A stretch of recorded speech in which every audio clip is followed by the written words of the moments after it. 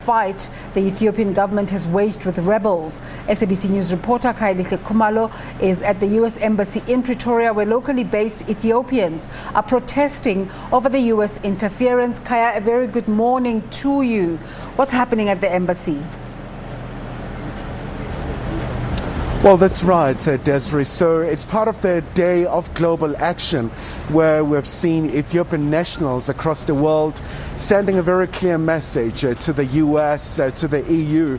So they are saying they don't want to see a foreign intervention. And we know that for some time, the issue around the conflict in Tigray has been such a very dominant story. So as you can see the background here, that they're really sending a very clear message. You can see Desiree, that particular really just well-written words. They're saying USA and EU, hands off Ethiopia, #no more. So once again, they're here to convey this very important message, and so many other parties as well, they're here as well. Let's hear from one of the people who's here to sympathize with the protesters, Desiree, from the PAC. So sir, tell us more about your presence here. Why is it so key for you to be here and really just pledging solidarity with the Ethiopians today? The struggle for the people of Ethiopia is the struggle for Africa. The struggle for Africa is the struggle for Azania, people of Azania, South Africa. So as a Pan-African movement, we are saying Africa is for Africans, from Cape to Cairo, Malagasy to Morocco. So what is happening there in Ethiopia, a democratic elected government there, which was elected, we were very angry the fact that the Americans or foreign are supporting these terrorists in Ethiopia, which is creating problems. You will remember that the very same Americans, they have attacked Libya, which today our people are enslaved in Libya.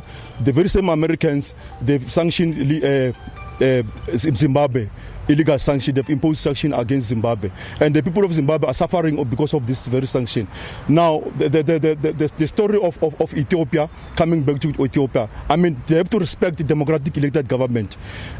More than 120 million of Ethiopians who voted for this current government, and then they are support, which is a democratic government. Now, 6 million people who decided were government for more than 27 years. They were government, the democratic people. They were in government for 27 years. Now they've been removed. They must accept defeat. They must accept the democratic elected government. Therefore, we are saying as well, America must stop supporting terrorists with arms. Must also stop sending mercenaries there to support because our people are struggling there and they are suffering. Right now, we'll find out there's going to be poverty because of this conflict. Right. So the PAC stand with the Ethiopian people. All right, thank you so much. Maybe let's try and hear from you guys how you're feeling about today, and maybe just the impact of the conflict. Let's hear from you, sir. Very good morning to you. Maybe just give us an indication, how has the conflict really affected you? Okay, let's hear from others. Let's hear from you, sir. Well, quite a lot of people shy here, but maybe just tell us about the importance of today's gathering in the context of these demonstrations that we've seen in so many parts of the world. Why is it key for you to come to the diplomatic mission of the US and sending this message? Yeah, especially this is a global, there is a global #no more. So they are supporting the terrorist group, which is TPLF. They're ruling 27 years, Ethiopians. So many people dying, and so many people also looking like losing life. So Africa to be united. Supposed to be Africa is a united, especially before. So Ethiopia, which is the country that uncolonized the country. So the history also, to save all Africans, you should have to wake up and stand to support Ethiopia. So they're coming from 9 provinces, South Africans, all Ethiopians, Africans, brother. So we are here. And maybe just tell me about how are people feeling at home? The rebels are threatening to capture Addis Ababa. How do you feel about that? Yeah, I think so. Nevering trust is very important. Without trust and accountability, there is no leadership. There is no good peace. So how are you going to see the family? They are struggling. There is no peace. No, there is no also. They are attacking because they are supporting terrorist group. So that terrorist group, they have a power. When you have a power, just you go into attack, you lose your life and your family destroyed. So we don't need to support. We need to stop. So Africa, they have the rule on our rule.